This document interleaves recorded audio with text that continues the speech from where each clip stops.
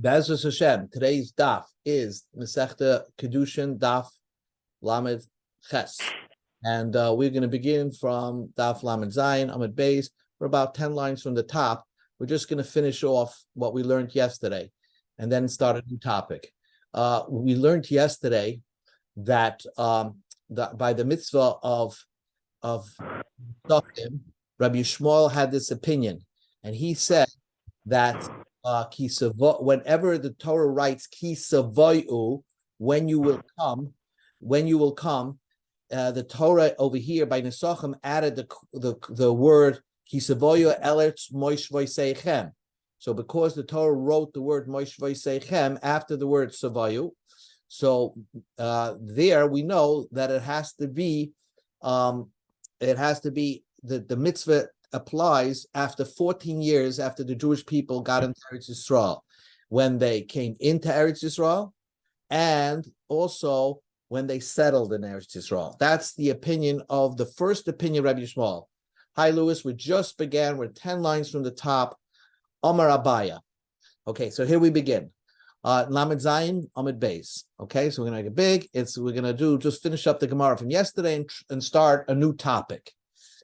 Hi Tana de Bei Rabbi Yishmael. The Tana of Bei Rabbi Yishmael that we learned previously was one opinion of what Rabbi Yishmael said, that over here, that you need, in order for something, or in order for a mitzvah to apply after 14 years, the Torah had to write Ki Savayu and Moish V'Seichem.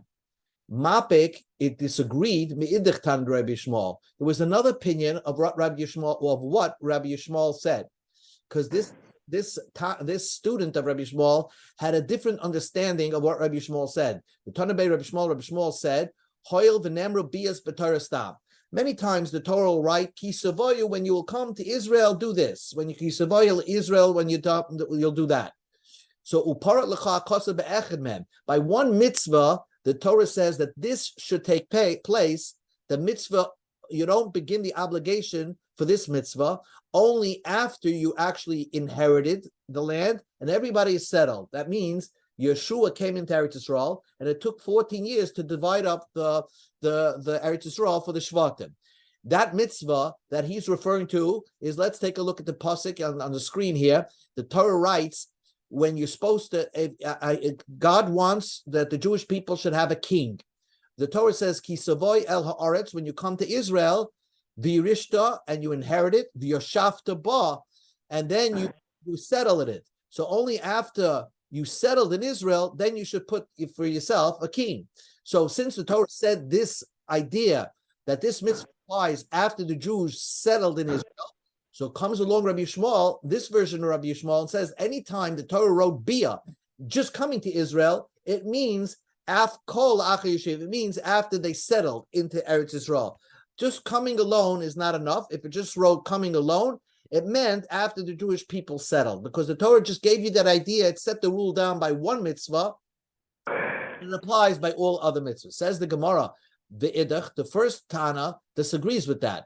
He said no. When it says bia, when the Torah just wrote bia, it means it applies right when you come into Eretz Yisrael. He disagreed with this Rabbi Yishmael. How come he didn't learn like Rabbi Yishmael?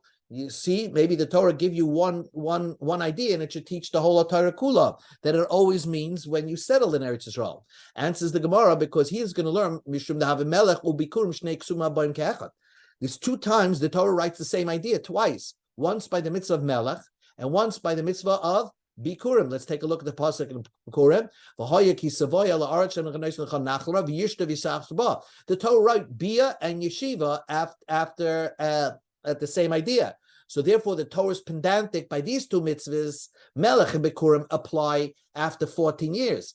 But everything else applies as soon as you walk into Eretz Yisrael. Because when you have 2 psukim that say the same thing, it can't teach you. It doesn't teach you the others. The idach and the second Tana Rabbi Yishmael. Why isn't it shnei ksuvam boin ke'echad? Tzrichi, the Torah had to write you the same idea twice, once by the mitzvah of melech and once by the mitzvah of bikurim. The Ikos Rahman, if the Torah would have written melech, v'lo Ikos bikurim, if the Torah would have written the mitzvah only by melech and not by bikurim, that only melech takes place after you settle into it. But not by Bikurim. Habamina, I would have thought Bikurim, the mitzvah should start right away. The komisnahane, because you're really enjoying. What is mitzvah Bikurim? The first fruits that you grow from your tree, you have to give to the Kohen. So since you benefited right away, so even before the land was settled, I would think that you're chayiv in Bikurim. That's why the Torah had to write v'yashavta by Bikurim. Because of Bikurim, if the Torah would have just written by Bikurim, the Loikasa Melech wouldn't say the idea by Melech. I would think that only Bikurim starts after 14 years. But Melech, the Darke Lichbeish Lalter, the idea of a king was we need a king right when we come into Israel so we can help wage war against driving out the Shivas Amim. So I would think this idea of appointing a king should apply right when you come into Israel. Kamash Malam, that's why the Torah had to write, no, the mitzvah of appointing a king was only after they settled in the land of Israel after 14 years. The Idach, the first Tana who learns no, that it's Shnei Ksuva Boin Ke'echad, because it's really Melech and Bikurim are two ideas teaching the same thing. He says, because Melech, really, just the Torah should write Melech. Lichta Rachmol Melech. The Torah should write Melech. The mitzvah of Melech comes after 14 years. V'loi boy Bikurim. And it doesn't have to say Bikurim comes after 14 years. V'ano Amina, I would have said on my own. Ma Melech, the Lichboy, Shlach, Yerusha Yeshiva. Just like Melech, the idea of having a king, you should have one right away. And yet the Torah says it takes place, the mitzvah takes place after 14 years of Yerisha Yeshiva. Bikurim lekolshkem. Certainly Bikurim should take place after Yerisha Yeshiva, after 14 years. So why does the Torah write Bikurim, Yerisha Yeshiva? It's unnecessary.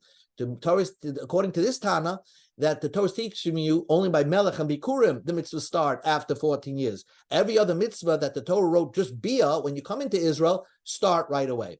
The Idach, and the second Tan Rabbi Yishmael says no, that still had to write by Bikurim Yerisha v'Yeshiva. Because of Hachi Havamina, I would have thought Mididahava Kamash Malam, that the mitzvah of Bikurim is similar to Chala. Now here, the mitzvah of Chala, you're making a dough and giving off.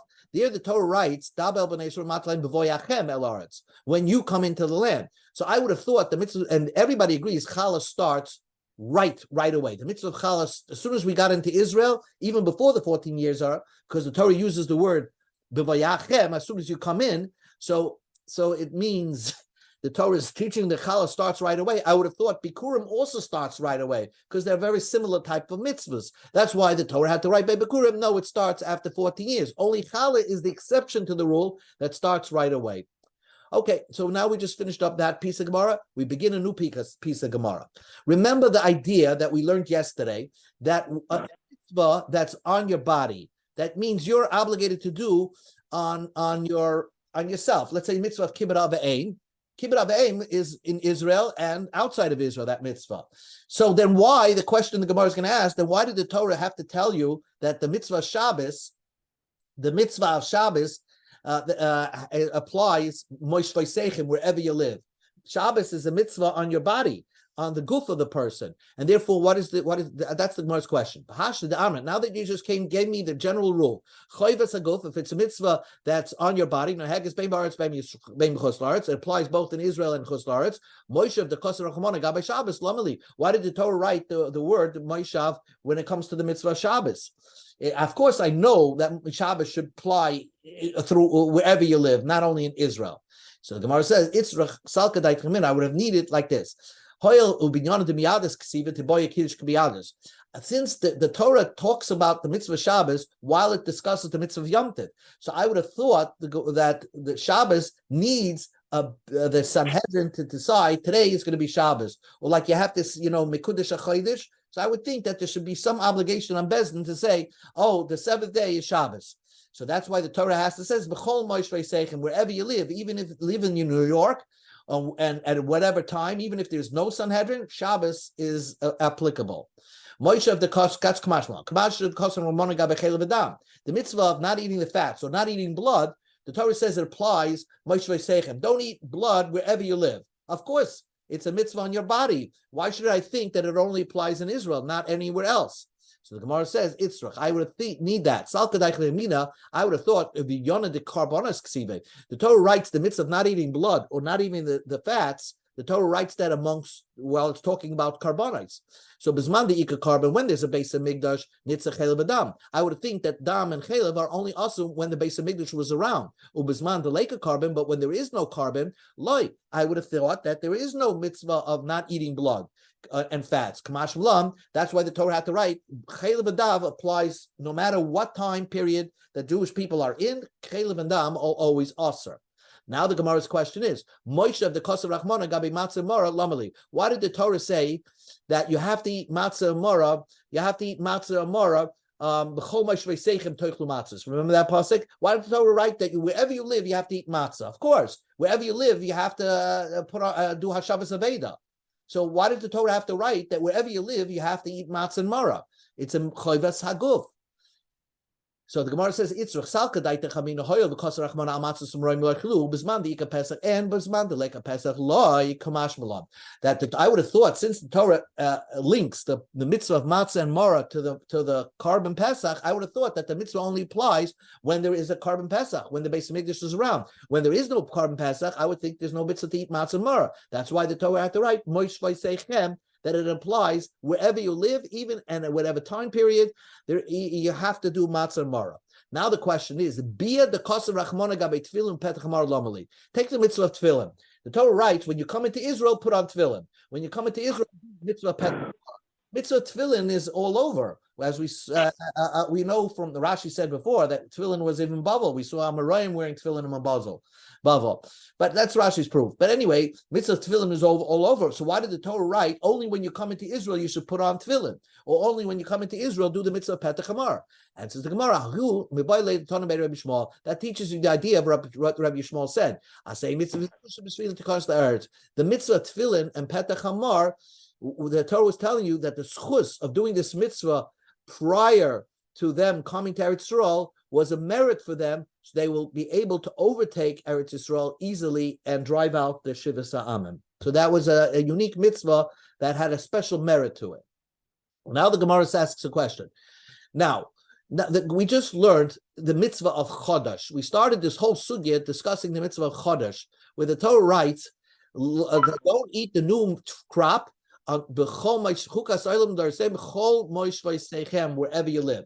And we saw there's a machlekes what this means. Is the mitzvah of Chodesh apply in New York? Okay, I knew somebody who brought to the attention of the New York people the idea of Chodesh, and he brought it in the 70s. Brought it up to Klal Yisrael that we should be careful, because according to some opinions, the mitzvah of Chodesh is aser even b'zman hazeh in New York, even though the Torah says ki savoya la'aretz when you come to Israel, but the Torah wrote Moshe Seichem, wherever you are, there's an iser of Chodesh. Other people, so that perfectly makes sense. So let's see what the Gemara says. It makes perfect sense according to the opinion. The mitzvah of Chodesh applies to wherever you're living. Even in New York, wherever you're living, you have to you have to keep Chodesh. You can't eat the new Tvua until the 16th of Nisan. That makes perfect sense. Why, when the Jews arrived into Eretz Yisrael, the first moment, on the 16th of the Pesach, probably after they brought the Omer, they started to eat from the new crop. Before they didn't eat the new crop, only after Alma. So we go to Daf on the top of the page of Lamed Ches. Alma, we see Akriv. They first brought the Omer, and then they ate. So that makes sense according to that opinion, that Moshe Seichem by Chodesh tells you that they only began eating new crop after they brought the Omer, probably on the 16th of Nisan. According to the Man Diyama, that Kodesh is really only an Isser in Israel. The Torah wrote Moshe Seichem. What the Torah meant to say is that the Isser of Kodesh only applies after you settle the land, and each after 14 years, after they drove out all the Shivas Amen and they settled the land. So therefore, there's no Isser of Chodesh right when Yeshua brought the Jewish people in. So why does the pasuk say that only after the 16th of Nisan they started eating from the new crop? Nechal Alto, they could have eaten it right away. And says the Gemara, according to that opinion, the Chumash is saying really they could have eaten the new crop, because the mitzvah of Chodesh does not begin until after 14 years the Jews were in Israel. but they didn't have to eat from the new crop. Why? Because they really had food. The pasuk says, "Uvnei Yisrael ochlu asaman aboim shana aboim el eretz neshavis asaman ochlu aboim el kitzei eretz Canaan." The Jewish people, this pasuk seems to say, the Jewish people ate the man until they actually crossed over the Jordan into Israel proper. That's when the man lasted. And then the pasuk says, no, the man lasted al kitzei eretz Canaan, when they were at the border of Eretz Canaan. So now, what is it? You can't say that the man lasted till they got into Eretz Yisrael proper, Shekvar Nema, because the pasuk says that the man was lasting until prior to them crossing the Jordan. You can't say that the man lasted up until that point before they crossed the Jordan, because the pasuk continues and says, no, that the man lasted even while the Jews were in Eretz Yisrael. How's that possible? So Beshiva Ba'adar Meis. On the seventh day of Adar, Moshe Rabbeinu died. When Moshe dies, he's the one that gives parnasa to the Jewish people. The month stopped. Okay, now, and for 30 days, they're mourning the loss of Moshe Rabbeinu. And then after 30 days, they crossed the Jordan, and 3 days later, they were in Israel proper. Upasak Mamalerid, and the month stopped coming down. They had enough mon in their vessels until the 16th of Nisan. So therefore, that's how that Manda Amma holds. That's what the pasuk means to say, that the Jews really didn't need to eat any food from any crop in Israel, because they had man from 33 days ago, from the time that Moshe Rabbeinu passed away. Now, just to point out, the truth is that the Jews had a commandment not to leave over the man. So how did they leave over the man for 33 days? Well, Moshe Rabbeinu died on a Friday. Every Friday they left over man for Shabbos. But this particular man that they left over that Friday that Moshe Rabbeinu died happened to have lasted for 33 days. And then that's what the pasuk is saying. When they got into Israel, the man ran out 3 days later. Remember, it goes step by step. The man didn't suddenly stop. It stopped raining man, but they still had man in their pots and pans, which supplied them with food for 33 days later. Tanya Indach, we learned in another brisa. The Jewish people ate the man for 40 years. Did they eat the man for 40 years? They stopped eating the man, basically the 15th and 16th of Nisan, right? The 15th of Nisan was the last day of the man. And really, the man only started in the 15th of Iyar, 40 years later. When the Jews left Mitzrayim on the 15th of Nisan, it's only 30 days later, they complained to Moshe, we have no food in this desert. So there was actually 39 years that they ate, 40 years less 30 days that they ate the man. Why does the Torah say they ate the man for 40 years? It teaches you the food, the matzah that they took out of Mitzrayim had the taste of man. And because of that, they tasted already the man while they left Mitzrayim. And then it eased them into taking the man from a little physical matzah into purely a spiritual type of food. So that was that. That's how it evolved, step by step, of the Jews eating the man. Tanya Idach, we learned in another brayso, a discussion about Moshe Rabbeinu. B'shiva ba'adar meis Moshe. On the 7th of Adar, meis Moshe. B'shiva Adar noilad. Moshe was born on the 7th of Adar. Menayim b'shiva Adar meis. How do I know the 7th of Adar Moshe Rabbeinu died? Again, we're not going to see that in the Chumash in V'zayis HaBracha, but the Chachamim told us that he died on the 7th of Adar. Shenema. The pasuk says that Moshe died in V'zayis HaBracha. We're going to read it soon. They mourned him for 30 days. Yeshua, Sefer Yeshua starts right after God spoke to Yeshua 30 days after Moshe Rabbeinu died, after the mourning period, and Hashem said, now go into Israel. Across the Jordan. The Jews waited 3 days later and they crossed the Jordan. So when did they arrive into Israel? They got out of the Jordan River on the 10th of Nisan. If you subtract from the 10th of Nisan 33 days, 3 days that they crossed the Jordan, and the 3 days the preparation to cross the Jordan, and 30 days of the Avelos of Moshe. If you go backwards, Moshe Rabbeinu died on the 7th of Adar. Now the question is, you're telling me that he died on the 7th day of Adar. How do you know his birthday was on the 7th of Adar? Shnema, because Moshe Rabbeinu told everybody, what does that mean? Moshe Rabbeinu told, I'm 120 years old today. I can't go lead the Jewish people anymore. That's what he was last speech to the Jewish people. Why did Moshe Rabbeinu say, I am 120 years old today? Of course, when you're talking, it's the day that you're speaking, that's the day. I mean, so Malamed, it teaches you, Moshe Rabbeinu was saying, today I was born and today I'm going to pass away. Malamed, this teaches you, and I don't really fully understand this, HaKadosh Baruch Hu Yoshev, HaKadosh Baruch Hu sits, I don't know what that means, that the tzaddikim, he completes their years, that they should die on the exact same month and the exact same day that they were born. Shnema, the pasuk says, is Mispra Yamecha Amalei. A tzaddik completes his days in 100%. So that means the day that he was born will be the day that he passes away. I don't know. I only saw that. We only see that by Moshe Rabbeinu. We have to know what this means. New Gemara. Tanya, we learned in the Brayso. Rav Shem ben Yochai says, he says like this: the mitzvah of Chodosh, according to Rav Shimon ben Yochai, the Torah says, Moish Voisechem, applies not only in Israel, it applies in New York too. That's the opinion of Shimon ben Yochai. And he's going to also say the mitzvah of Orla and the mitzvah of Kalayim also apply throughout the world. And Midai Raisa, even though the Torah seems to think that it says that it applies when you come to Israel, it really means it applies everywhere. Tanya, we learned in a Brayso.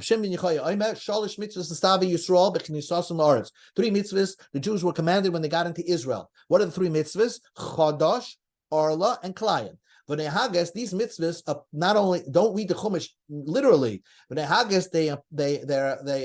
their obligation extends bein ba'aretz, bein b'chutz la'aretz, whether you're in Israel or whether you're outside of Israel. Min haTorah, v'uadim shinaga. It makes perfect sense. Uma chodesh. Chodesh is the lightest mitzvah. Okay, it's the easiest of the mitzvahs. It's the easiest of the Yisurim. Let's say shein Yisuri Isur Olam. It never doesn't last forever because on the 16th of Nisan, the Isur of Chodesh is over. Then Isuri Isur Hana. Even before the 16th of Nisan, it's never Asur Bahana. There's Heter Isurai. And is and eventually it becomes mutter again on the 16th of Nisan. Noyeg bein ba'aretz, bein b'chutz la'aretz. It applies whether you're in Israel, whether you're in Chutz La'aretz, right? Because the Torah wrote Moshe Voisechem, it seems to, according to the Rav Shimon ben Yochai, is extra. That Moshe Voisechem teaches you by Chodesh specifically that it applies not only in Eretz Yisrael but also in Chutz La'aretz. So we're going to say a Kal V'chomer. If this light Isser of Chodesh applies in Chutz La'aretz, Kalayim, which is much stricter, she Yisurin Isur Olam. The Kalayim Isur, if you have Kalayim, you can never eat that Kalayim food. The Yisurin Isur Anan, you can't even benefit from that Kalayim food. The Inhetel Yisurim, it never becomes mutter. Ein Adin, certainly Shinahago Bein Ba'aretz, Bein B'chutz La'aretz. That Kalayim should apply not only in Israel, but also in Chutz La'aretz. If Chodesh, a light Isser, applies in Chutz La'aretz, Kalayim certainly should apply in Chutz La'aretz.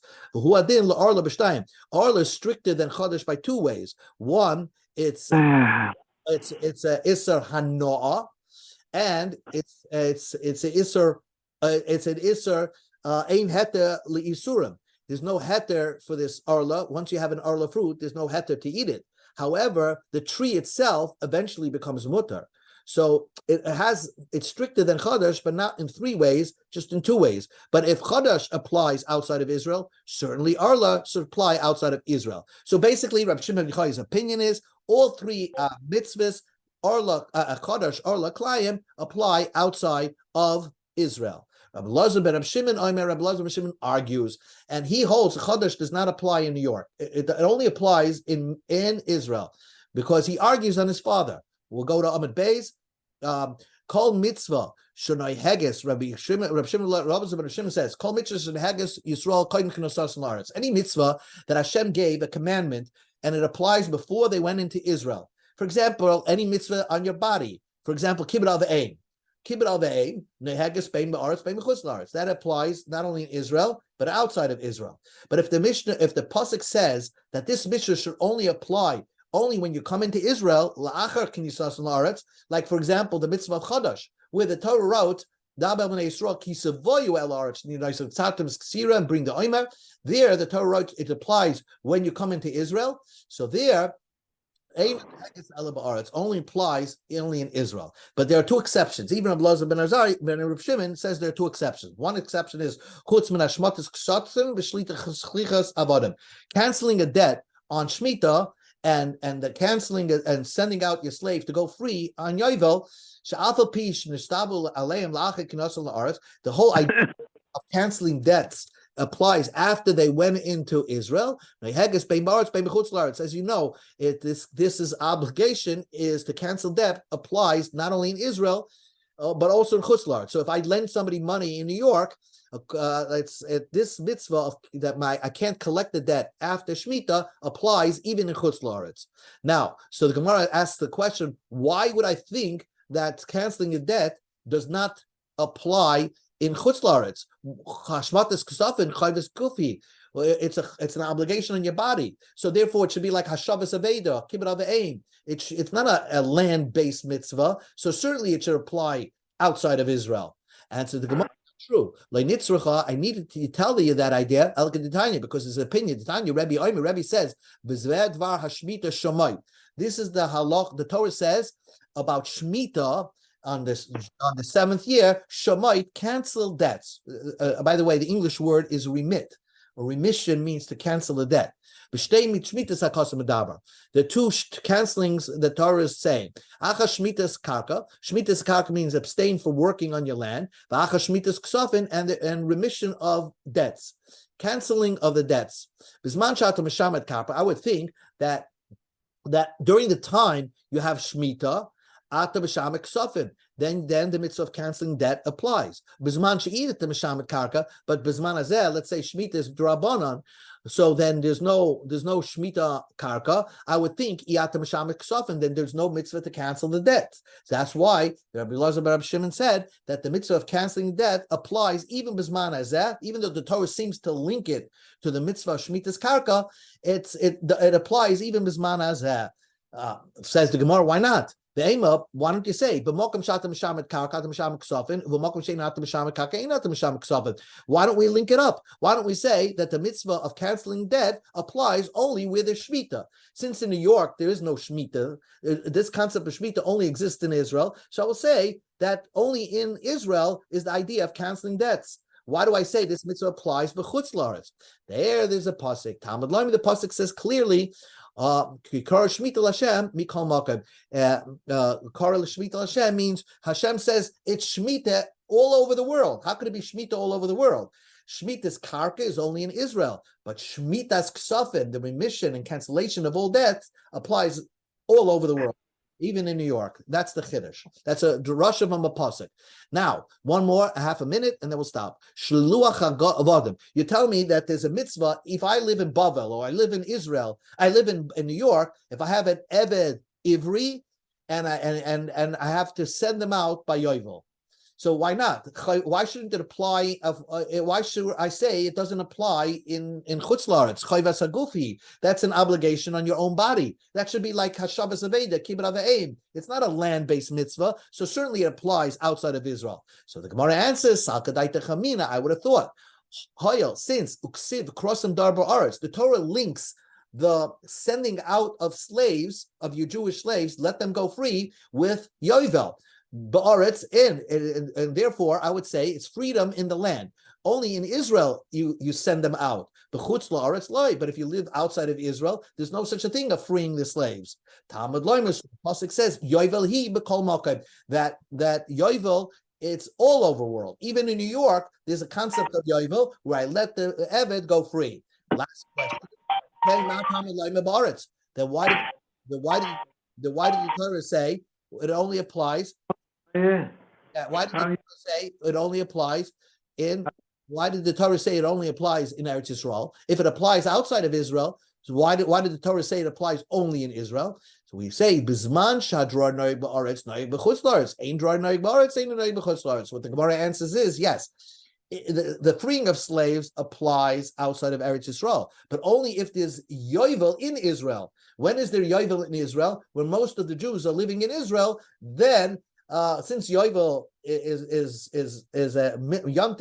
a special year in Israel, then the mitzvah of yovel, freeing slaves, apply outside of Israel. But when most of the Jews are not living in Israel, so there is no mitzvah of yovel, then there's no mitzvah to free slaves outside of Israel. That's what it means. When there is no yovel, right? When it's ein drar noig ba'aretz, when there is no yovel in Eretz Yisrael, ein noig b'chutz la'aretz, then there is no yovel outside of Israel of freeing slaves. Okay, we will continue with Tanan Hassam tomorrow, Be'ezus Hashem.